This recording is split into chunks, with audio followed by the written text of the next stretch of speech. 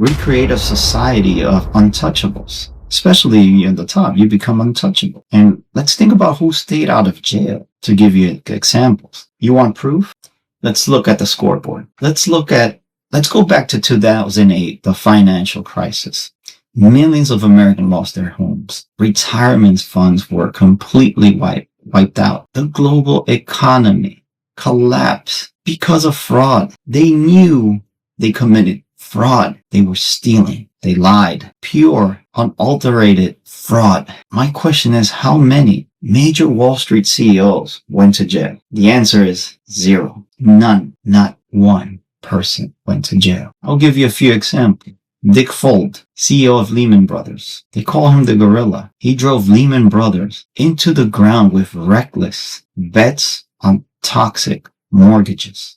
He earned nearly $500 million in compensation while the bank was rotting due to his decisions. When Lehman collapsed, triggering the global meltdown, did Dick Fuld go to jail? No. The answer is simple. No, he didn't. What he did was he sold his mansion in Florida for a fortune. And guess what? He started a consulting firm. He's still rich and he's still operating. The government decided that he was grossly negligent, but he wasn't a criminal. I want you to think about this example. If this is not a crime, what would the guy that steals at a Marshall store be called then? I want you to reflect on that for a second. I'm going to give you another example. Angelo Mozilo, CEO of Countrywide Financial. This is the man who popularized the subprime mortgage.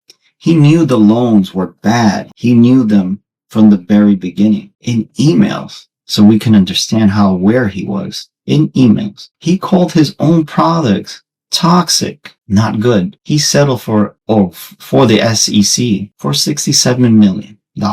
Sounds like a lot, right? Not when you make hundreds of millions. Selling the stock before it crashed. And get this, it doesn't stop there. It gets even better. Countrywide, the company, paid $20 million of his fine. He didn't see a day in jail in his lifetime. Wouldn't you want to have this experience if you got in trouble and you committed fraud? Although I think, and I believe that if you commit a fraud like this at a high level or a low level, you should still be incarcerated and face justice. It's the only way we can change the accountability system we have. Nobody gets treated, or everyone gets treated in the same way. I'll give you another example. The Sackler family, Purdue Farmer to be more specific. Let's move a little past 2008. Let's talk about the opioid crisis. The Sacklers aren't just rich. They are the high society.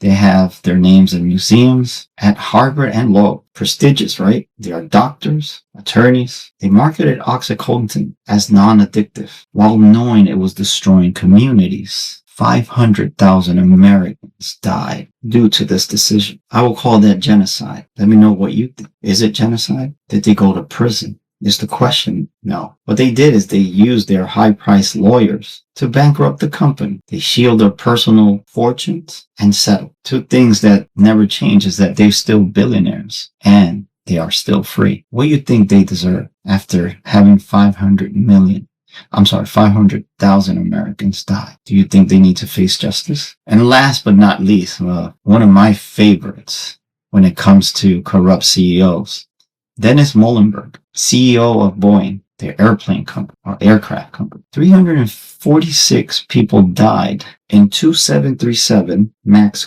crashes because Boeing put profits over safety, and he hid software flaws from pilots, not only putting in danger people, but his own employees. To our surprise, Muhlenberg was fired, as he should.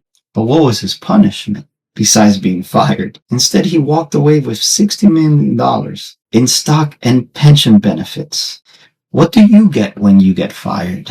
A 6 months package and paid health care? You don't walk away with millions of dollars, right? Besides, you didn't even kill people. to start the process. Your decisions didn't kill people. Give you a good example of a bus driver. If you were a bus driver and you crash the bus and kills people because he was negligent, he goes to prison for manslaughter. But if a CEO does it, he gets a golden parachute and is set free and walks away a millionaire once more. Boyne learned the lesson of sticking with CEOs that know about engineering and not about Wall Street strategies. What I'm trying to emphasize with these examples is the double standard. This creates a two-tier justice system. For the poor, the law is a cage. For the elite, the law is a negotiation. And trust me, they have enough to negotiate while the poor can't afford it. What do you think about this double standard? Leave your comments. But we ask, why is this allowed? Why can these CEOs walk away with fortunes and no criminal record? We also have to understand, what does the shadow government looks like? And we have to understand, what does lobbying and the interpreter looks like in a government system? How do they stay out of jail? You ask yourself, like, oh my God, everyone knows they committed a crime. It's simple. They bought the referees, the gatekeepers, as I said before. This is why I want to focus on the lobbying industrial complex. In 2024 alone, corporations spent over $4.2 billion on lobbying. Staggering amount, correct? They could have given that money to their employees if they wanted to see their well-being or growth. But you ask yourself, why? Why so much money on lobbying? Because it has the best return on investment in the world. If you're going to bet on something, this is where you bet. Think about it. If you spend $10 million in a tax loophole, and that loophole saves you $1 billion, you just made 10,000% in profit. I'm going to give you an example, Citizens United. I call it the death blow. In 2010, the Supreme Court ruled that corporations are people and money is speech. I want to repeat that again. Corporations are people and money is speech. That means they have rights, just like you and me. Now, politicians don't work for you anymore. They work for their donors. They are just simple interpreters. You vote for them thinking that they speak your language, thinking that they're going to have the best interests for you and the community and the well-being of all Americans. But once they get to D.C., they sit in their nice office. They translate your needs, the information you provide during their campaigns, into corporate profits. What I'm trying to say is that they sell us out. Think about it. You want lower healthcare costs? What the politicians here is, let's protect insurance profits. You want clean air? What our politician here is deregulation for oil companies. And there is a revolving door. I want to explain what that revolving door looks like, because it gets worse. 50% of retiring senators, they become lobbyists. They get paid millions to use their connections to help their new corporate masters. I must say, it's a very close, tight loop, a club, and you